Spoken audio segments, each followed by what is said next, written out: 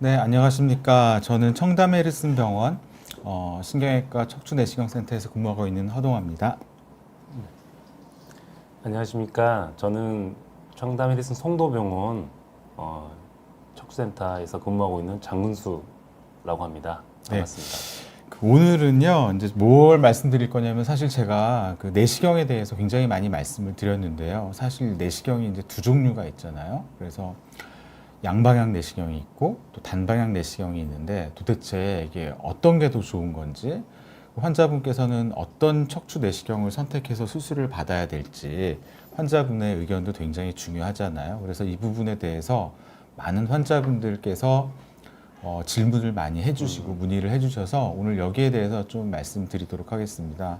이제 하나 저희 이제 본격적인 이제 토크 전에 말씀드릴 거는 저희가 청담 해리슨 병원 송도병원이 새로 생겼습니다. 저희가 뭐 프랜차이즈처럼 막 병원을 막 늘린 건 아니고요.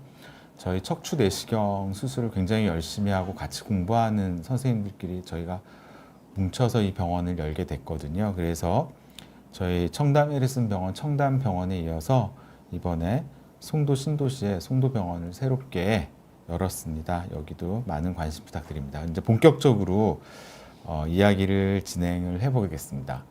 이제 보시면은 이게 이제 현미경 수술입니다. 옛날에는 현미경 수술을 주로 했고요. 요게 이제 양손을 쓰니까 이제 양방향 내시경.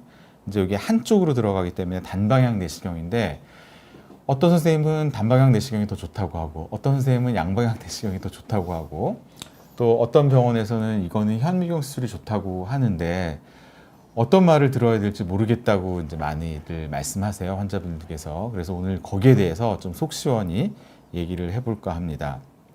그러면은 양방향 내시경과 단방향 내시경이 어떤 수술인지 한번 장근수 원장님께서 간단하게 한번 설명해 주시겠습니까? 네, 감사합니다. 이제 양방향 내시경이 요즘 많이 이제 핫하죠. 그래서 양방향 내시경은 좀 전에 이제 허동 원장님께서 설명했듯이 두 손을 이용해서 내시경 이제 수술을 하는 게 되겠습니다. 그래서 한쪽에는 이제 카메라를 놓고 한쪽에서는 이제 우리 관절경 하듯이 여러 가지 기구라든가 뭐 내시경용 드릴 뭐 여러 가지 제품들 이용해서 수술을 하는 거고요. 단방향 내시경은 사실 예전부터 더 오래 역사가 좀 더 깊다고 알고 있어요. 그래서 이렇게 한 방향으로 직진성이 있죠. 이렇게 쭉 해가지고 한 방향으로 단일공 내시경에서 그 안에 조그만 내시경 안에 뭐 이렇게 기구도 들어가고 빛도 들어가고 카메라도 들어가고 이렇게 다 들어가는 그런 내시경 수술법이라고 할 수 있습니다. 네, 그래서 제가 부연 설명드리면요. 양방향은 카메라와 기구 부분이 나눠져 있고요. 그다음에 단방향, 단일공 내시경은 일체형으로 그게 합쳐져 있습니다. 그래서 사실 역사는 단일공 내시경이 좀 더 깊은 게 사실입니다. 더 오래전에 시작을 했고요. 양방향 내시경은 비교적 한 7, 8년 정도 됐죠. 그때부터 요새 더 많이 시행되고 있는 수술입니다. 그러면 이제 뭐 사실 각각의 장단점이 있고요. 질환마다 각각의 장단점이 있는데 그 점은 우리가 각각의 질환을 보면서 저희가 다시 얘기를 드릴 거고요.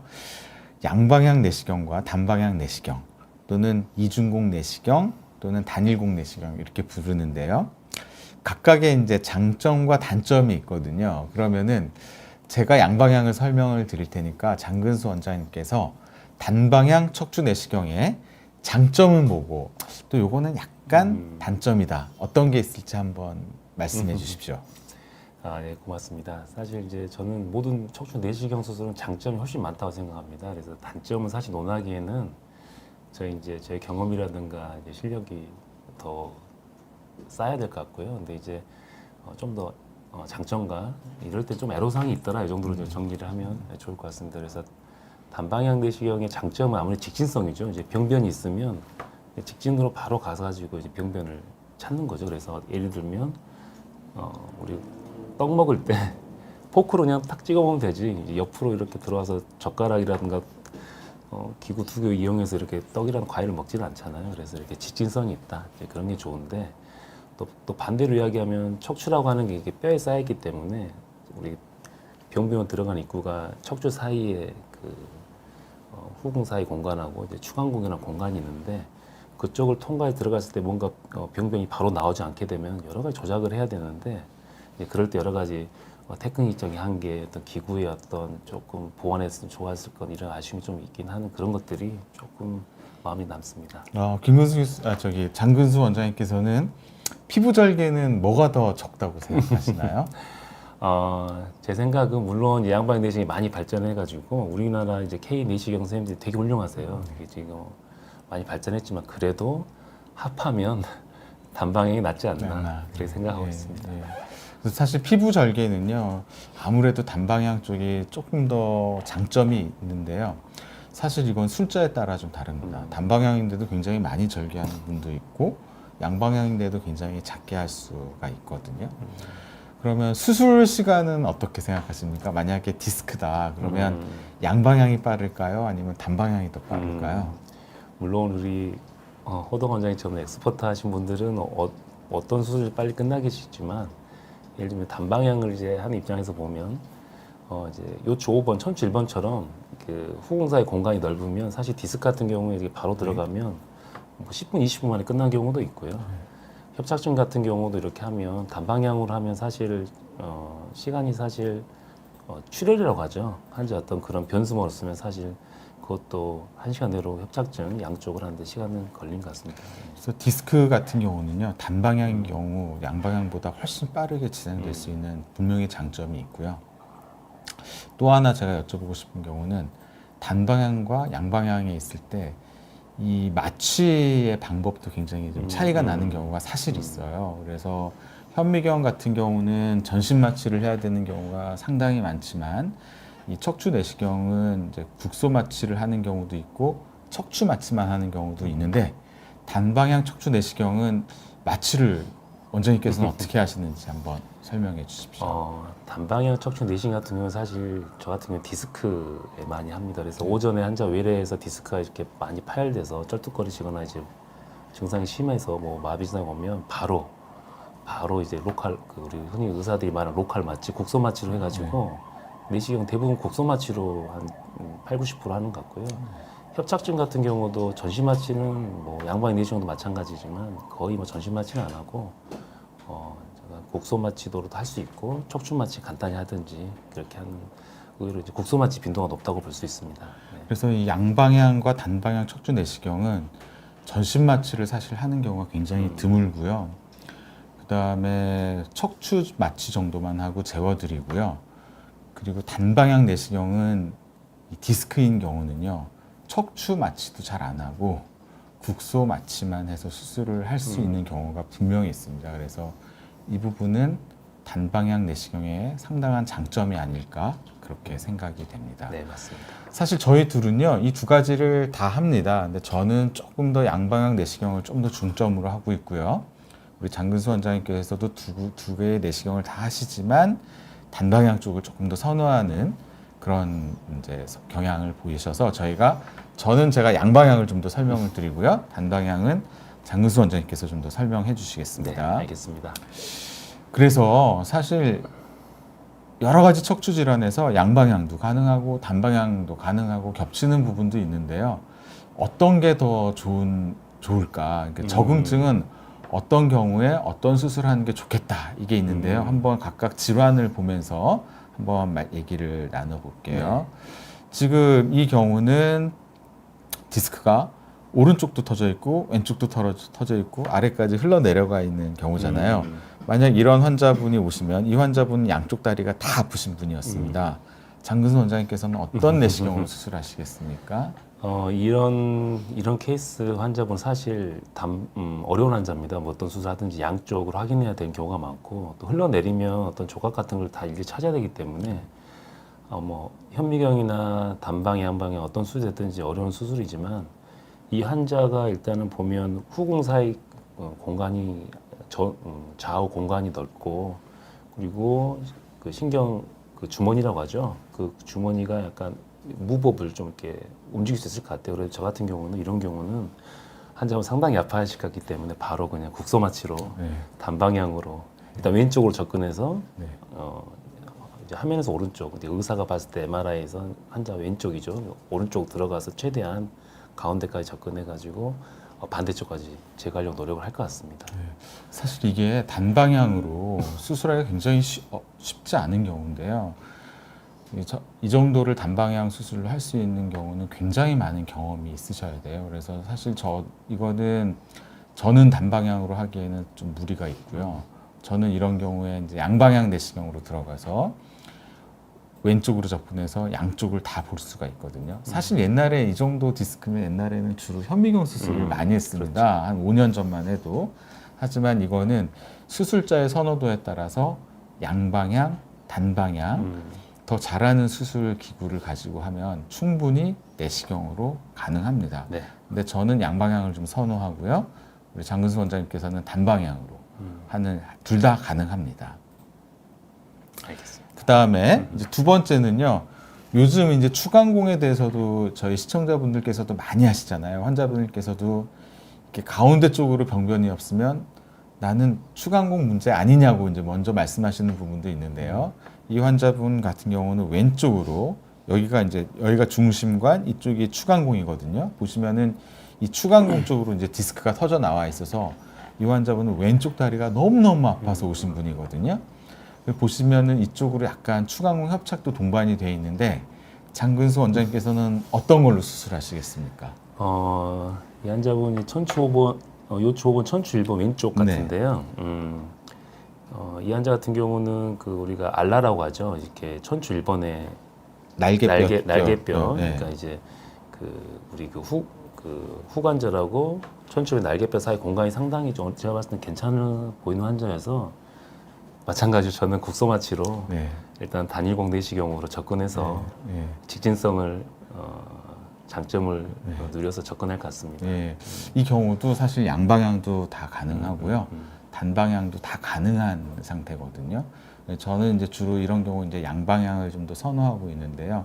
양방향 같은 경우는 조금 더 시야가 넓습니다. 그래서 넓은 시야에서 수술을 안전할 수 있게 한다는 거는 장점이고요. 단방향은 또 굳이 척추 마취까지 안 하고요. 이런 경우에 물론 환자분께서 많이 불안해하시면 척추 마취를 해드릴 수 있지만 이런 경우는 또 국소 마취로 가능하다는 거죠. 그래서 장근수 원장님은 단방향으로 하고 저는 양방향으로 하고요. 둘 다 장단점이 있지만 둘 다 가능한 경우가 되겠습니다. 사실 이 정도도 옛날에는 현미경 수술을 사실 굉장히 많이 했습니다. 하지만 요즘은 단방향 척추 내시경, 양방향 척추 내시경 모두 가능하다는 거죠. 근데 두 번째는 이제 사실 저희가 디스크가 오래 두면 흡수된다고 하는데 이런 경우는 어떤 경우인지 먼저 우리가 어떤 수술을 할지 결정하기 전에 장근수 원장님께서 이런 경우는 어떤 경우인지 한번 설명을 해주시겠어요? 일단은 이 환자 같은 경우는 이제 우리 비용디 시청자 여러분들은 이제 상당히 수준이 있기 때문에 디스크 환자는 알 수 있을 것 같고요. 사진은 이제 MRI가 아니고 이제 CT 사진입니다. 그래서 석회화라든가 뼈가 잘 보이죠. 그래서 척추의 이제 퇴행성 변화가 이제 흔히 이제 디스크에서 많이 생기고요. 디스크의 변화와 함께 뒤에 후관절 쪽에도 이제 관절면이 조금 불균이한 상장을 보이는 전체적으로 이렇게 척추증 양상을 보이고요. 디스크가 이제 오래되면서 흡수되지가 않고 남아있는 디스크들이 이제 여러 가지 염증 반응 결과물로 이제 석회화 반응 그런 것들이 지금 특히 중심 쪽으로 해서 특히 왼쪽 하매부까지 해가지고 CT만 봤을 때는 중심부 디스크하고 왼쪽에 하매부 협착증 소견이 일단 보이고 있습니다. 네, 그래서 이게 이제 디스크가 모든 환자가 흡수되지는 않는다는 거예요. 모든 환자가 해피엔딩은 아니고요. 이런 경우는 오래됐는데 통증은 나아지지 않고 디스크가 그냥 딱딱하게 굳어져 버린 경우거든요. 그래서 저희가 뭐 여러 가지 매스컴 이런 데 나가면은 디스크가 이제 잘 흡수된다. 물론 초기 디스크는 잘 흡수되죠. 근데 꽤 많이 튀어나온 디스크는 운이 좋게 흡수되는 경우도 있지만 이렇게 딱딱하게 굳는 경우가 꽤 있다라는 거. 그거를 꼭 그 시청자 여러분께서 알아주셨으면 좋겠고요. 이렇게 좀 석회화된 디스크 탈출증, 경성 디스크라고 하잖아요. 이런 경우는 장근수 원장님께서는 어떤 수술을 하시겠습니까? 어떤 내시경을 이용하시겠습니까? 이렇게 석회화가 있다는 거는 비용이 상당히 오랜 기간 있었던 거고 주변에 이제 여러 가지 신경성 유착이라고 하죠. 유착도 심할 거고 또 여러 가지 비정상적인 혈관 분포가 많기 때문에 수술할 때 이제 출혈 같은 것도 당연히 이제 걱정을 해야 됩니다. 이제 환자 증상이 왼쪽이라 한다고 하면 이 환자는 협착증하고 디스크가 동반돼 있기 때문에 저 같은 경우에는 더 이상의 어떤 후관절을 최대한 보존하는 의미에서 왼쪽으로 예, 단방향으로 들어가는 예. 것 같습니다. 조심해야 할 것 같습니다. 예, 네. 사실 이게 단방향이 쉽지 않은 경우고요. 양방향도 쉽지 않은 경우입니다. 사실 옛날에 이 정도면은 석회화 디스크면 다 당연히 현미경 수술을 했습니다. 예. 근데 지금은 저는 양방향으로 할 것 같고, 근데 단방향도 가능한데요. 아마 요즘 가끔 환자분께서 PSLD 내시경은 뭐냐고 이제 문의하시는 경우가 있는데, 이런 경우에 작은 거 쓰시겠어요? 아니면 PSLD 내시경 약간 도톰한 거 쓰시겠어요? 야, 그 비욘드 시청자분들의 수준을 알 수 있는 질문 같습니다. 일단은 이 환자 이게 결국 펀치 수술할 때 이제 기구가 이제 어디까지가 이제 허락되냐 문제인데요. 아무래도 여러 가지 기구를 준비해야 되기 때문에 이제 PSLD 스코프, 그러니까 내시경이 좀 더 큽니다. 그래서 저 같으면 PSLD 스코프 사이즈 그렇게 몇 미리 차이 안 나거든요. 네, 그렇게 준비할 것 같습니다. 예, 그래서 PSLD 내시경은요, 기존 내시경보다 조금 도톰하게 나온 거예요. 그래서 좀 더 기구가 쉽게 들어가고 좀 더 다양한 기구를 넣을 수 있게 만든 단방향 내시경이거든요. 이런 경우는 양방향도 좋고요. 단방향도 좋은데요. 단방향이면 아마 많은 그 척추 내시경 하시는 선생님들은 PSLD 도톰한 내시경을 쓰시지 않을까 그렇게 생각이 됩니다. 그러니까 이런 경우도요. 내시경이 가능하다는 게 중요합니다. 그 다음에 이것도 아마 시청자분들이 많이 아시겠지만 디스크가 너무 심하면 이건 응급 상황이거든요.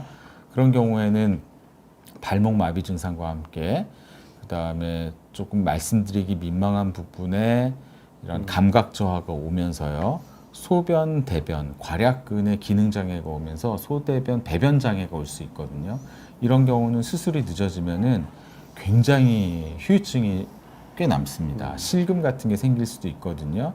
그래서 이런 경우를 우리가 통증만 있는 게 아니라 배뇨 배변 장애가 동반이 돼 있으면 남이총 증후군이라고 얘기를 하고요. 이런 경우는 굉장히 이제 급하게 수술을 해야 되거든요. 뭐 이런 경우는 그냥 저희가 당일날 수술하는 경우가 대부분이잖아요. 이렇게 중증 디스크 탈출증이 있는 경우에는 장근수 원장님께서는 어떤 내시경으로 하시겠습니까? 사실 이 케이스 같은 경우는 사진을 보면 상당히 어려웠습니다. 왜냐하면 이게 젊은 환자시고요. 약간 체형도 있으시고 일단은 천추 5번하고 요추 5번하고 천추 1번인데 사이가 약간 럼바라이제이션 해가지고 약간 요추화 과정이 있는데요. 끝에 보면 우리가 연골 부분을 물고 이렇게 떨어져 나온 약간 딱딱한 디스크일 경우가 많습니다. 양도 많지만. 그래서 이런 경우는 사실 마음으로는 단일공으로 접근하고 싶지만 사실 이런 경우는 우리가 흔히 말하는 오픈 수술, 현미경까지도 좀 세팅을 해놓고 들어가야 되지만 일단 시도는 빨리 국소마취로 저는 단일공 내시경으로 들어갈 것 같습니다. 예, 사실 이 경우는 이제 제 환자분이셨고요. 저는 이제 양방향 내시경으로 수술을 했는데요. 굉장히 중요한 말씀하셨는데 이런 경우는요.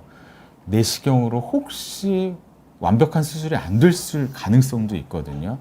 이런 경우는 저희가 현미경을 항상 미리 준비를 해 놓습니다. 그래서 양방향이든 단방향이든 내시경으로 우리가 성공적인 수술을 하기 어렵다라고 중간에 판단이 되면은 이런 경우에는 과감하게 현미경으로 전환하거든요. 물론 이 환자분은 내시경으로 잘 끝났습니다. 그래서 잘 회복이 됐던 경우인데요.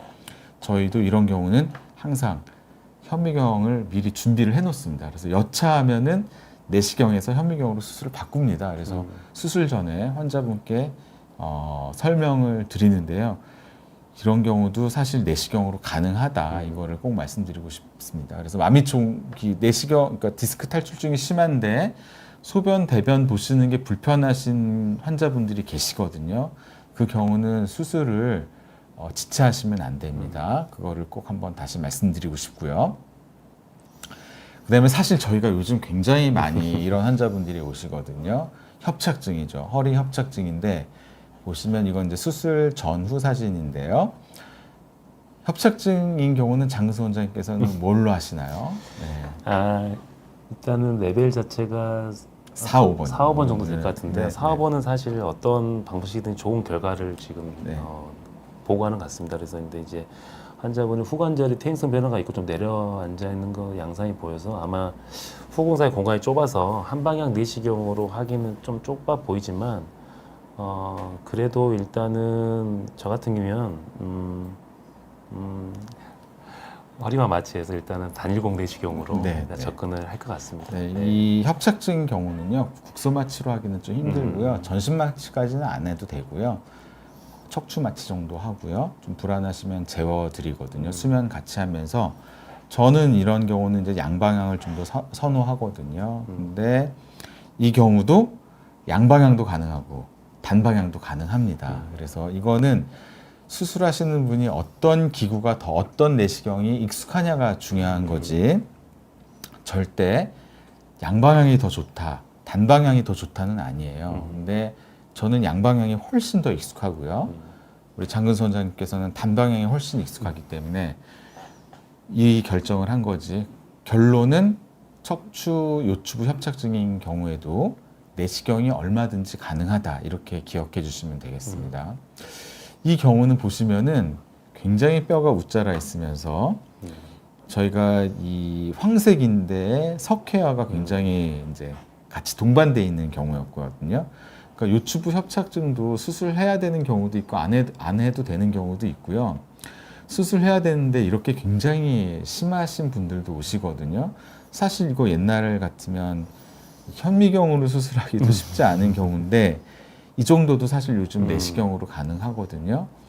이런 경우는 어떤 내시경 쓰시겠습니까? 우리 호동 원장님 설명 잘 해주셨고요. 이제 뒤쪽에 이제 뼈가 웃자라 있고 자세히 보면 후관절이 그 위쪽 후관절이 앞으로 전방전이 된 거 보니까 이 환자는 전방전이 환자 같습니다. 그래서 후관이 상당히 두꺼워져 있어서요. 그 뒤쪽으로 후궁사의 공간이 상당히 좁을 걸 생각됩니다. 하지만 내시경의 장점은 특히 이제 단방향 내시경의 장점은 우리가 니들링이라고 하는데요.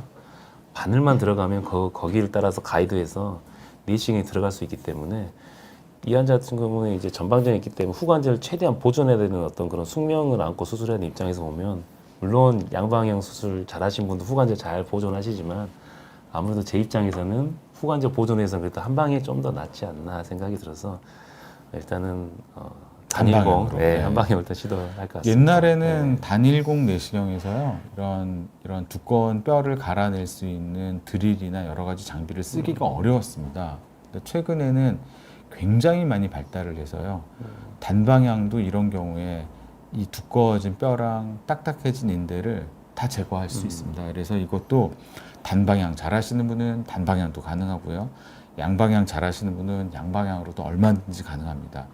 아마 이게 한 6, 7년 전만 하더라도 이 정도는 아마 내시경으로 아무도 시도 안 했을 거예요. 근데 요즘은 내시경 수술의 경험이 많으신 분은 이 정도 중증 협착증도 내시경으로 얼마든지 가능하고요.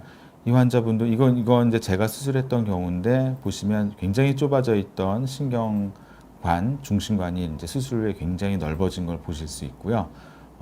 수술하고 이틀 만에 잘 퇴원하셨던 경우고요. 저는 이제 양방향 내시경으로 했습니다. 그 다음에 이제 요즘 추간공 디스크 탈출증도 있지만 추간공 협착증이 분명히 있습니다. 보시면 위가 정상 추간공이고요. 아래쪽 보시면 추간공이 굉장히 좁아져 있으면서 약간의 디스크가 동반이 되어 있는 경우인데 이런 경우 한쪽만 아프시면은 저희가 유압수를 하지 않고 한쪽만 아프신 경우는 저희가 이제 내시경으로 추간공을 넓히는 수술을 하거든요.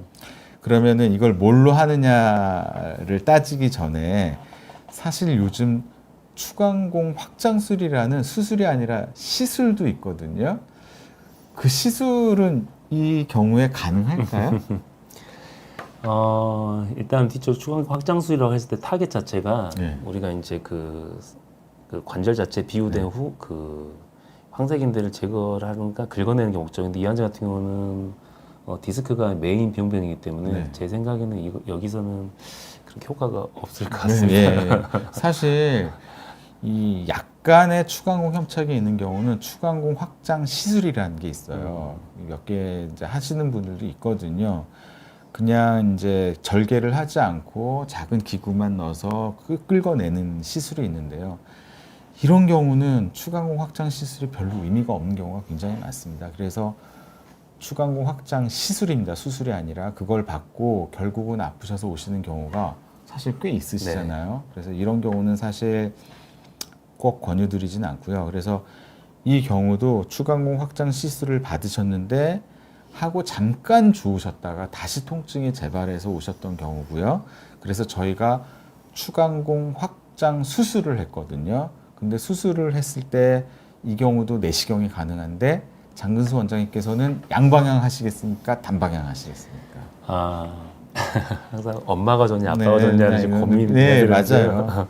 이 환자 같은 경우는 이제 추간고 사이가 되게 이제 컬랩스 이제 좁아져가지고 사실 내시경 기구 자체가 단일공 들어가 상당히 좁습니다. 이럴 때 이제 약간 테크닉적으로 좀 설명드리면 아래쪽에 이제 페디클이라는 후구 그 척추경의 상부를 살짝 드릴로 공간을 만들어줘서 디스크가 지금 신경을 아래에서 위로 이렇게 올리고 있는 상태이기 때문에 약간 디스크 아래쪽으로 접근해가지고 디스크를 좀 이렇게 파내면서 공간을 만들면서 하면 네. 괜찮을 것 같습니다. 그래서 저는 저 같은 경우는 이런 경우에는 일단은 국소 마취만 하고 이제 단일공 내시경으로 접근하고 싶습니다. 네, 이게 수술 저희가 굉장히 말로만 해도 서로 이제 통했잖아요. 이거는 내시경 하는 사람들은요, 이렇게 좁은 추간공도요, 단일공이든 뭐 단방향이든 양방향이든 이 추간공을 공간을 만들어 가면서 수술을 합니다. 그래서 신경을 다치지 않게 굉장히 보존하고요. 주변에 두꺼워져 있는 뼈랑 인대도 다 제거하고 튀어나와 있는 디스크도 확인하고 수술을 마칩니다. 그래서 내시경 수술로 하면 허투루 그냥 적당히 한다라는 오해가 사실 의사들 사이에도 있거든요. 절대 그렇지 않다. 저희가 꼭 말씀드립니다. 조그맣게 절개하지만 오히려 현미경만큼 또는 현미경 이상으로 신경 통로를 확실히 넓혀주고 나온다. 이거를 저희가 꼭 말씀드리고 싶습니다. 그다음에 이제 요즘 이런 척추 전방 전이증이나 척추 분리증이 있는 경우는 저희가 어쩔 수 없이 여러분들 싫어하시는 이제 핀 넣는 수술, 유합술, 고정술을 해야 되는 경우잖아요. 이런 경우는 이제 핀까지는 사실 다 내시경으로 할 수 없기 때문에 척추 내시경 보조 유합술을 하는데, 이런 경우는 유합술을 해야 되는 경우는 어떤 내시경을 더 선호하시는지. 저 같은 경우는 이제 단일공도 하고 양방향도 하는데요. 이제 척추가 전방 전이가 있어서 앞으로 이제 많이 밀린 경우, 이제 그 경우는 사실 뒤쪽 후관절을 많이 이렇게 제거해야 되기 때문에 시간적이라는 여러 가지 기구적인 면에서 사실 양방향 내시경도 하고 있습니다. 근데 이제 만약에 근데 이 자체가 심하지가 않고, 물론 이제 심해도 이제 훨씬 저보다 훌륭하신 분도 많이 계시지만 심하지 않고 케이지, 우리 케이지라고 하죠. 척추 사이는 케이지 조그만 방이라죠. 그걸 넣었을 때 우리가 이제 양방향 내시경은 큰 케이지를 넣어야 되는 장점이 있는데요. 아무래도 이제 단방향 내시경은 이게 좁기 때문에 케이지 자체가 짧게 됩니다. 그래서 보통 양쪽 넣는 경우도 많고, 아니 한쪽에서 두 개를 넣을 수도 있는데요. 여러 가지 고려했을 때 이 환자 같은 경우는 그렇게 척추 분리증 또는 그 전방전이가 심하지 않았을 가능성이 크기 때문에, 만약 이 환자가 저한테 왔으면 저는 그냥 단방향을 이용한 단방향을 이용해서 할 것 같습니다. 네.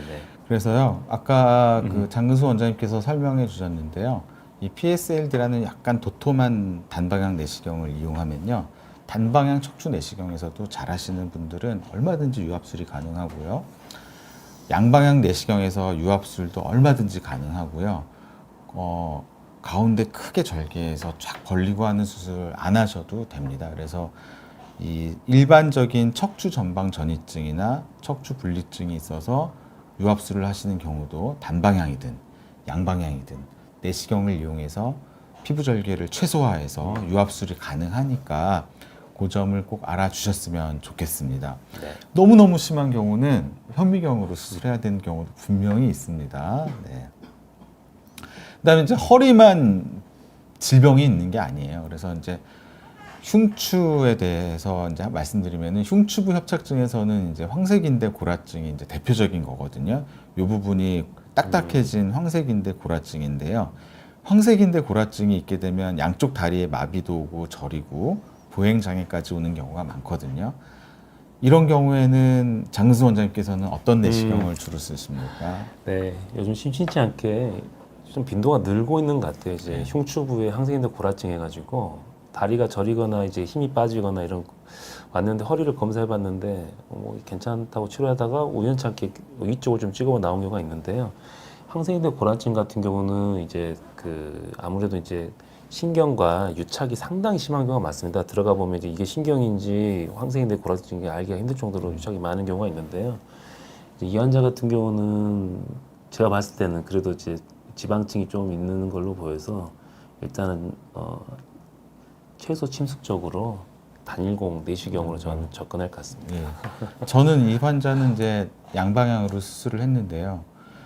이 황색인대 골화증도 단일공 또는 이중공 또 양방향, 단방향 내시경 가능합니다. 근데 간혹 굉장히 그 황색인대 골화증이 심한 분들이 있거든요.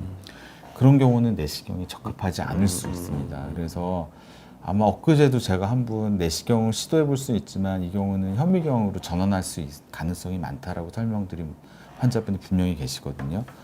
등뼈, 흉추 쪽에서는 내시경으로 가능한 경우가 많지만 내시경을 억지로 고집할 필요는 없습니다. 이 점을 꼭 말씀드리고 싶고요. 그 다음에 이제 추간공 디스크 탈출증인데 목입니다. 경추부 추간공 디스크 탈출증인 경우에는 사실 이 유압수를 하지 않건 또 인공 디스크를 쓰지 않고 디스크만 뽑아내는 경우가 가능하잖아요.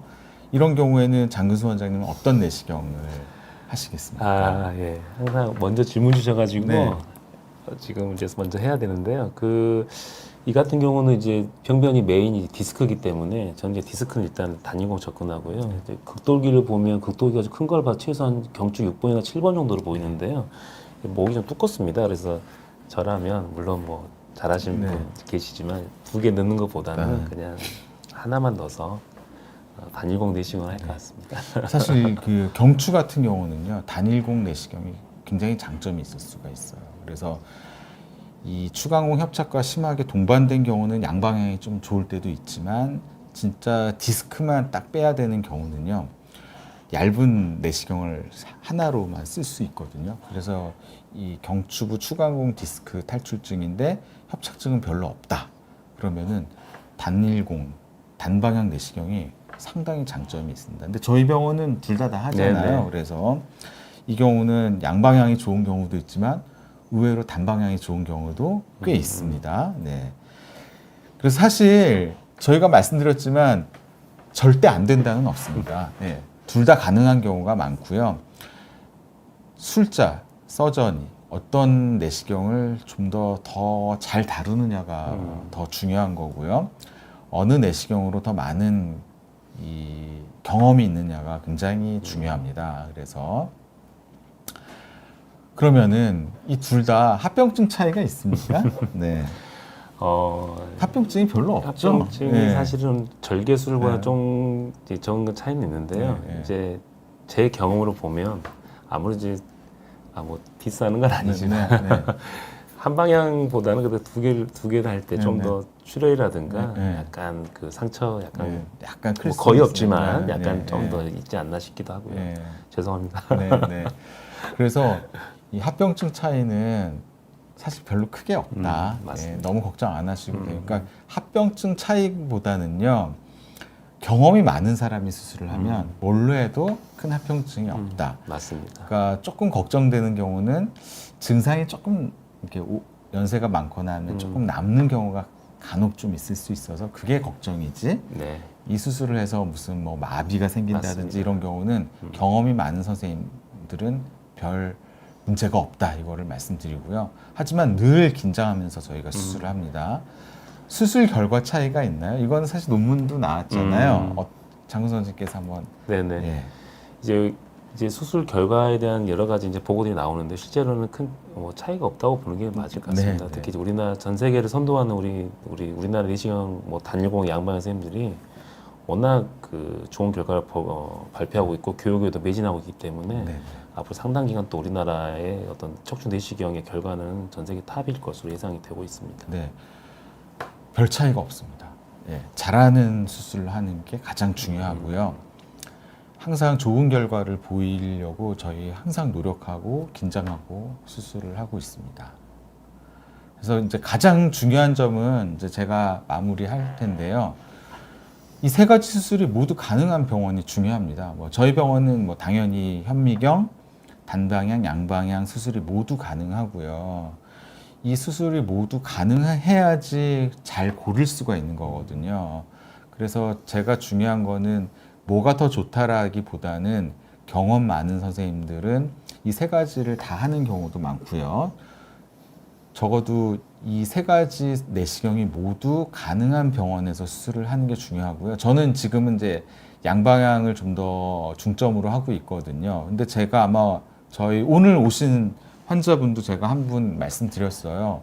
아, 환자분께서는 단방향이 더 좋겠다. 그래서 저희 병원에 단방향을 좀 더 중점으로 하는 그 선생님 앞으로 제가 이렇게 진료 의뢰를 해드렸거든요. 그래서 세 가지 모두 가능한 병원이 저는 가장 중요하다고 생각하고요. 적응증은 이게 더 좋은 경우가 있을 수 있지만 결국은 수술자의 경험이 제일 중요하다. 이렇게 말씀드릴 수 있습니다. 맞습니다. 네. 오늘 이제 경청해 주셔서 너무 감사드리고요.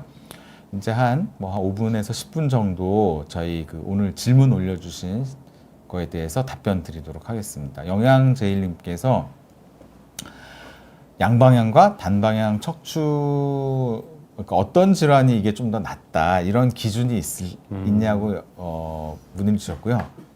기준이 있나요? 네. 이제 기준이라고 학회에서 이제 우리가 알려진 기준 아직까지는 확실하게 나온 건 없는데 이제 경험적으로 이제 여러 가지 디스커션 하다 보면 그 아무래도 순수한 디스크만 있는 경우에서는 이제 단일공이 네. 이제 뭐 좀 나은 것 같고요. 하지만 이제 여러 가지 컴프레스한 리전이라든가 여러 가지 여러 병변일 때는 아무래도 여러 가지 변수에 대처하기 위해서는 좀 양방이 좀 더 나은 점이 조금 더 있는 것 같습니다. 사실 디스크인 경우는요 단일공이 꽤 괜찮은 경우도 꽤 있습니다. 그래서 저도 여기에 대해서 굉장히 동의합니다. 그다음에 영숙님께서 수술 전에 준비해야 될 게 있으냐 아니면 이제 복용약이나 이런 거 이제 약을 좀 끊어야 된다 이런 거 말씀하시는 거죠. 수술 전에 끊어야 될 약이 있는지 또는 꼭 그 미리미리 준비를 해야 되는 게 있는지 거기에 대해서 질문 주셨는데 답변 부탁드립니다. 네.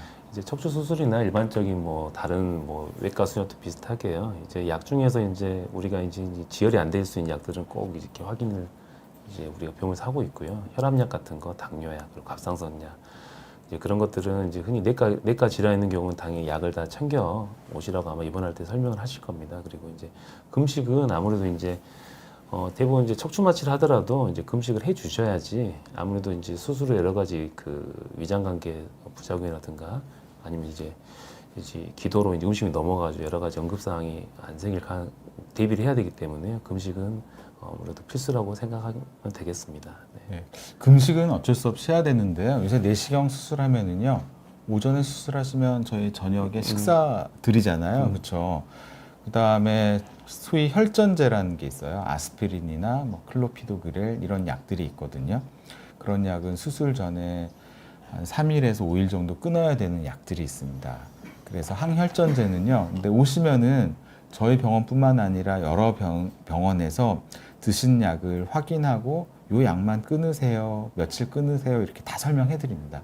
그래서 편한 마음으로 오시면 되고요. 금식은 보통 6시간 금식은 하셔야 됩니다. 그래서 밤 12시부터 보통 전날 금식하시라고 말씀드리고요.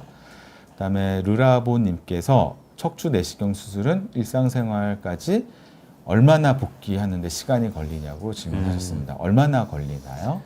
이제 보통 예를 들어서 한 부위 내시경, 한 부위 디스크다 수술을 하셨다 내시경으로.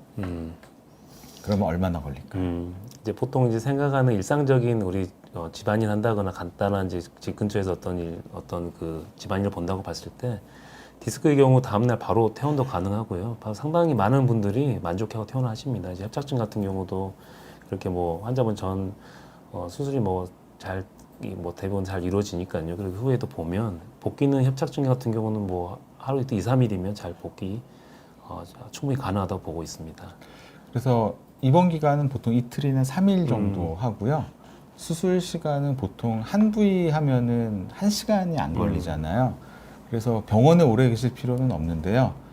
이제 직장에 복귀하는 문제가 음. 있잖아요. 이런 경우는 저희는 이제 사무 업무 하시는 분은 2주 정도 쉬실 수 있으면 쉬셨으면 좋겠다라고 많이 말씀드리고요. 또 육체적인 활동을 하셔야 되는 분들도 계시잖아요. 현장에서 근무하신다든지 또 뭐 기사님 뭐 이런 분들은 4주 정도 쉬실 수 있으면 좋겠다라고 권고는 드립니다. 병원에 오래 계실 필요는 없습니다. 그다음에 아침 햇살님께서 수술 비용과 보험 적용 여기에 대해서 문의 주셨는데요. 이거는요 질환에 따라 달라요. 그래서 이 경우는 오시면은 아마 병원마다 상담해 주시는 간호사분들이 다 계실 거예요. 대학병원도 계실 거거든요. 그분께서 질환에 따라 좀 다르기 때문에 그거는 아마 다니시는 병원 또 상담 받으신 병원에 가시면 자세히 상담해 드릴 겁니다. 그러니까 여기서 말씀드리기는 너무 광범위해서 좀 말씀드리기 힘들고요. 그다음에 영양제일님께서 척추 내시경 수술할 때 동반해야 할 사람이 필요한가요? 보호자분이 꼭 계셔야 되느냐 아마 이거를 문의하신 것 같은데 보호자 꼭 필요한가요? 전신 마취가 필요한 경우가 많지 않기 때문에 응급상황이 사실 생기는 경우가 거의 없습니다. 그래서 실제로 요즘에 이제 네. 이제 1인 가구가 많기 때문에 실제로 보호자 없이 수술하는 경우가 상당히 많죠. 많이 예, 있죠. 예. 뭐 당일 정도만 잠깐 오시라고도 말씀드리는데요. 사실 전신 마취를 안 하는 경우가 대부분이라서 요즘은 그래서 이게 뭐 목개환하고 이럴 일이 없거든요. 그러니까 그래도 이제 유압술 같은 경우는 당일이나 하루 이틀은 좀 낮에 오셨으면 좋겠고요. 또 공동 간병인 제도라든지 간호 간병 서비스를 하는 병원 뭐 이런 경우도 있어서 필요한 경우 이제 그런 걸 같이 이용하시면 될 것 같고요. 그다음에 이제 영숙님께서 나이 제한이 있으신지. 그러니까 저는 사실 이거 아마 몇 세까지 수술해 보셨어요? 네, 그걸로 마무리하면 될 것 같습니다. 지금 얼핏 그냥 103세도 해본 것 같습니다. 103세. 네. 네.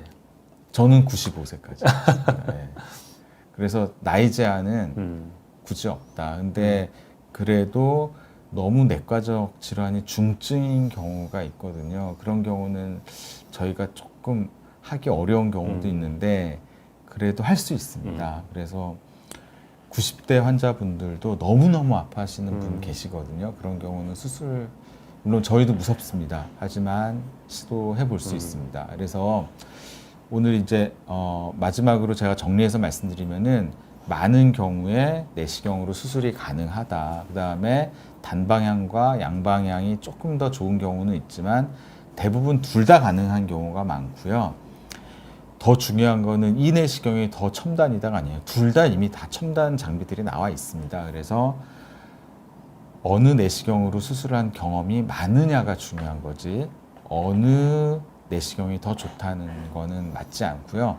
양방향, 단방향, 현미경 수술이 모두 가능한 병원이 더 중요하지 않나 싶습니다. 네, 네, 맞습니다. 오늘 경청해 주셔서 진심으로 감사드리고요. 오늘 저희가 이렇게 말씀드린 내용이 좋게 느껴지셨다면 좋아요랑 또 비욘디 채널도 많이 구독해 주십시오. 네. 네, 오늘 이것으로 마치겠습니다. 감사합니다. 네, 감사합니다.